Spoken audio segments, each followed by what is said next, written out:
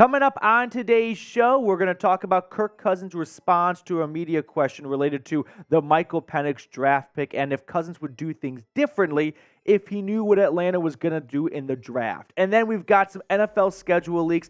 In fact, we have most of the Falcons' schedule at this point. And once we have the entire schedule, we will drop a video going game by game for you in just a few short hours before the official schedule release at 8 p.m. Eastern. So come back in a little bit to get the entire Atlanta Falcons 2024 schedule.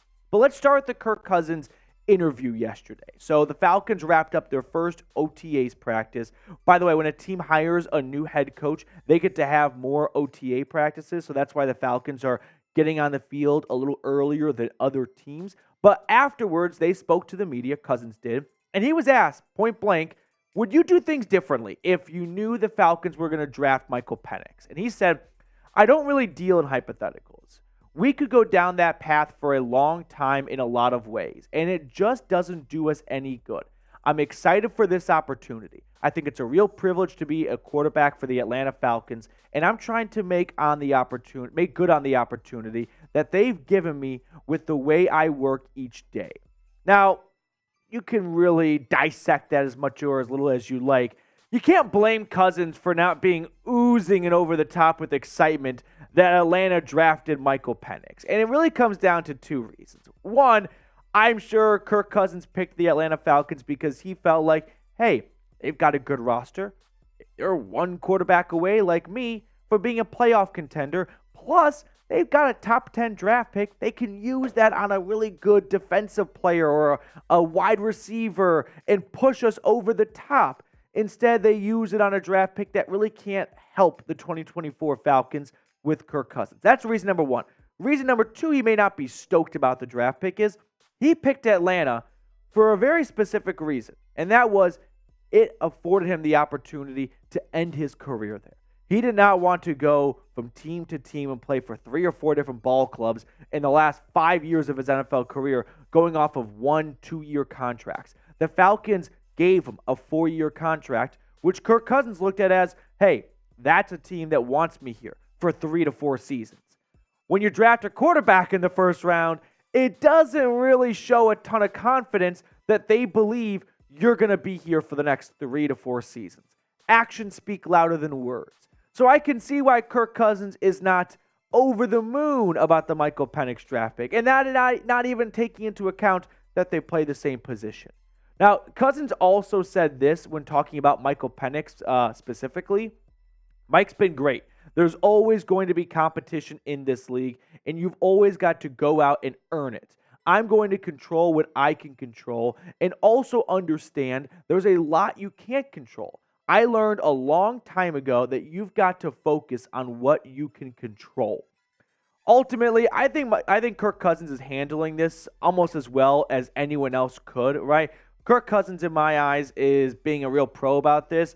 We've seen other quarterbacks when a rookie is drafted, maybe give him the cold shoulder. Like I remember Ryan Tannehill when Malik Willis was drafted said, it's not my job to mentor the kid. So I think Kirk Cousins is handling this as well as anyone could. Ultimately, it's a tough pill to swallow, whether it's quarterback or any other position.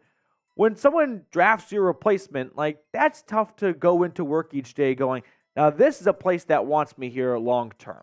So I don't blame Kirk Cousins for being a bit wishy-washy on the whole subject. But the good news for Falcons fans is the first few OTAs practices, Cousins and Michael Penix have looked very good. And ultimately, when you think about Arthur Blank as an owner, he was somewhat spoiled, we'll say, as an owner, that he didn't have to go searching for a quarterback very often. He had Michael Vick for a good stretch. He had Matt Ryan for an even longer stretch. And then he got, a dose of cold water in the face of, how would you like Marcus Mariota, Taylor Heineke, and Desmond Ridder in a 2-year span? He's like, you know what? I don't want to deal with this problem in a few years. Let's draft Michael Penix right now so we're set for after Kirk Cousins. So I can see how Arthur Blank kind of rationalized and sort of bought into the draft pick. But is that great news for Kirk Cousins? No. Is it good news for Falcons fans? If Michael Penix is the real deal, it's excellent news for Falcons fans. But a big if on that one there. Now, if you guys had to pick a quarterback for 2024, who would you rather have, Kirk Cousins or Derek Carr? We had this discussion earlier today in the office between myself and the Saints now host Trace Gerard.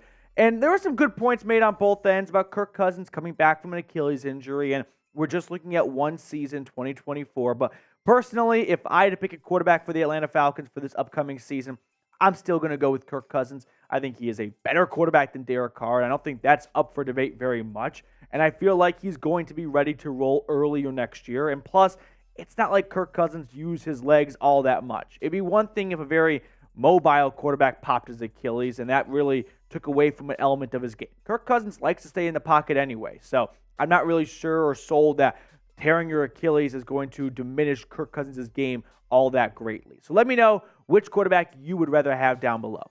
Falcons Today, 218 subs. We picked up like 60 or 70 subs from a few days ago when we posted the updated numbers, and now we are definitely within 100 of Saints Now. So get us over the hump right now. Take down Saints Now and subscribers for the month of May.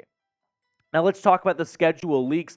A lot of teams already have their full schedules. I mean, the Giants, the Eagles, the Buccaneers, the Saints all have their entire schedules because, well, that's the NFL this modern age. There's always leaks going on. For the Atlanta Falcons, these are the games that we know so far. Week 1 against the Pittsburgh Steelers. Week 2 at Philly on Monday Night Football. Week 3 against the Chiefs. Week 5 and 8 against the Buccaneers. Week 14, Kirk Cousins returns to Minnesota to play the Vikings. Doesn't look like it's a primetime game, though. That's a bit of a bummer. Week 16 against the Giants. And as we started filming, we got more leaks. Week 17 at Washington. And then the rumor is Week 18 at Carolina, but that one's up for debate. And then also Week 10 at New Orleans. So that is the unconfirmed/confirmed list, depending on how much you want to trust the internet, for the Falcons schedule leak so far. But the big takeaways to me are Arthur Smith returns week 1. He's the offensive coordinator for the Pittsburgh Steelers. So he'll come back to his old stomping grounds, and he'll have a good look at the Falcons defense. So just get your popcorn ready type of game. Also, I noticed 3 playoff teams to open up the season, right? The Pittsburgh Steelers last year made the playoffs. Then you've got the Philadelphia Eagles on Monday Night Football. And then you've got the Kansas City Chiefs. So it's a pretty rough start right there for Atlanta. I don't know if it gets, in terms of like last year win percentage, any tougher than Steelers, Eagles, Chiefs to open up the season. But it will kind of get a little bit easier after that when you get, the Panthers and the Saints and some other teams involved, since the Falcons and Saints are both tied for the lowest win or the easiest win percentage in 2024. But they really got to win that first game because it's not going to be easy in Philadelphia on week 2, and it definitely will never be easy against the Chiefs. So if you already want to kind of chalk those up to losses, you really got to win week 1 at home, because otherwise you could be staring at 0-3 right down the barrel. Now, we're going to have the full schedule video for you guys in a few short hours, but really quickly, if you want to get yourself some Falcons pint glasses, they're at chatsports.com/Falcons pints. I put all that information for you guys in the comments and description. They make a great gift for yourself or a great gift for a friend. If you got a friend's birthday coming up or something to that tune, get yourself some brand new dishware for the Atlanta Falcons. Chatsports.com/Falcons pints. But that will do it for us on our first edition of Falcons Today. We're going to have another video, like I said, once we get the full Atlanta Falcons schedule. We'll go game by game and break it down with you all. So come back in a little bit, but I appreciate everyone for hanging out with us on this earlier edition of Falcons Today.